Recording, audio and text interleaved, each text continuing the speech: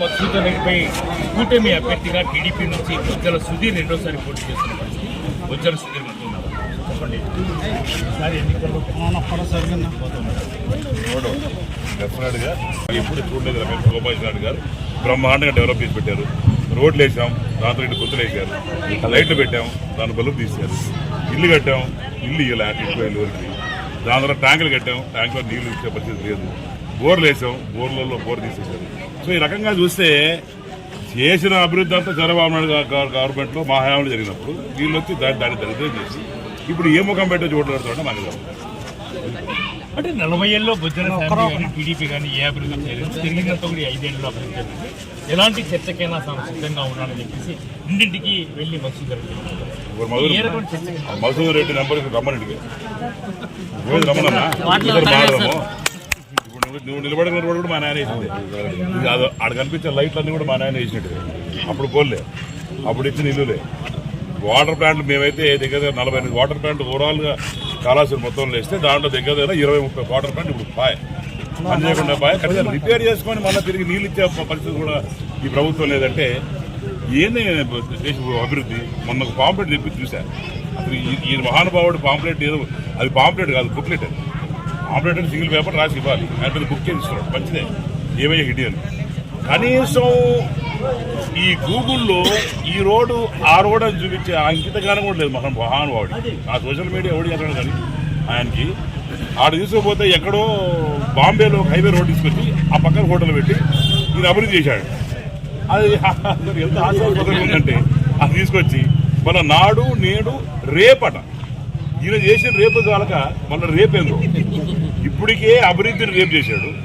నీళ్ళు ఇవ్వకుండా జనాల్ని సాగుతున్నాడు. అన్ని దగ్గర ఇబ్బందులే. ఒక్కడే ఎక్కడేసిన గొంగలు అక్కడే ఉంది. ఇంకా ఏందో ఆయన రేపు చేసేది. తర్వాత దానికి మళ్ళీ ఏంది ఈ హైదరాబాద్ హైటెక్ సిటీ కట్టాం కదా, ఆ హైటెక్ సిటీ స్టైల్లో ఆడాడ బొమ్మలు వేసుకొని రేపు ఏడేసాడు రేపు. పీపుల్ ఆర్ నాట్ ఫూల్స్ అన్న. ఎప్పుడు కానీ పబ్లిక్ అనేది వివేకవంతులు. ఈరోజు ఈయన వచ్చిన తర్వాత land mafia, sand mafia, temple mafia, factory mafia, ఇంత రకంగా మాఫియా డాన్ అయిపోయాడు. ఈ జిల్లాలో చూస్తే టాప్ 4 రెడ్డిస్ నీకు చెప్పనవసరం లేదు.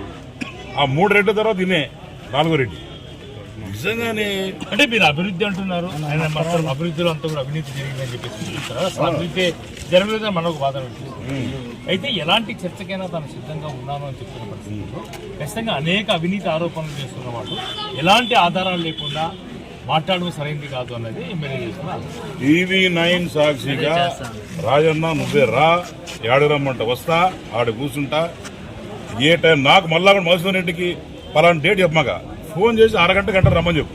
లేకుంటే కష్టపడి వాడిని పెట్టుకొని రాసుకొని ఇదే మాటలు స్పెల్లింగ్స్ ప్రిపేర్ అవుతాడు, ఎగ్జామ్ ప్రిపేర్. అవన్నీ కాకుండా రమ్మను, ఇప్పుడు రమ్మని చెప్పి మా నాయన చేశాడని చెప్తా. ఆయన ఏం చెప్తా రేపేం చెప్తా. It should be an instant answer, instant subject. ఇప్పుడు నువ్వు వచ్చి నా ముందు బయట పెట్టాను, ప్రిపేర్ అయ్యా నాకు వచ్చినట్టు లేదు. ఇదే రకంగా అతను వచ్చి ముందు కోసం పెట్టి చర్చిద్దాం.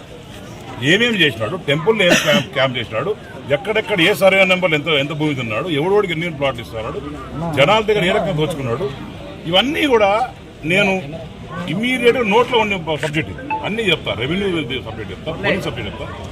మొన్న డిఎస్పీ గారికి లెటర్ పెట్టాము, చిన్న ఎగ్జాంపుల్ చెప్తాను. డిఎస్పీ గారు చెప్తే 8 కేసులు ఉన్నాయని చెప్పి ఇచ్చినాడు. ఇచ్చిన తర్వాత మా పార్టీ ఆఫీస్ నుంచి మన కాల్ వచ్చి డిఎస్పీ నమ్మమాక ఎస్పీకి పెట్టు అని ఒక ఫార్మాట్ ఇచ్చి పెట్టి సంతకం పంపిస్తే 18 కేసులు ఉన్నాయి. నాకే తెలియదు కేసులు. తర్వాత ఏంటంటే 2 కేసులు దాని మీద వాదన చేసి కాస్ట్ కొట్టేసినారు. ఇప్పుడు 16 కేసులు లైవ్లో ఉన్నాయి. ఇదే 2019లో నా మీద ఒక కేసు కొట్టలేదు. ఆ మధుసూదన్ రెడ్డి మీద అప్పటికే cheating case, 420 case, kidnap case, ఈ 3-4 కేసులు అప్పుడు రాస్తున్నాడు. ఆన్లైన్లో ఉంటుంది. అదింటే 1 కేసు ఉంది. ఈ రోజు నా మీద ఇంత కేసులు పెట్టినట్టు ఇన్ని కేసులు ఉన్నాయండి.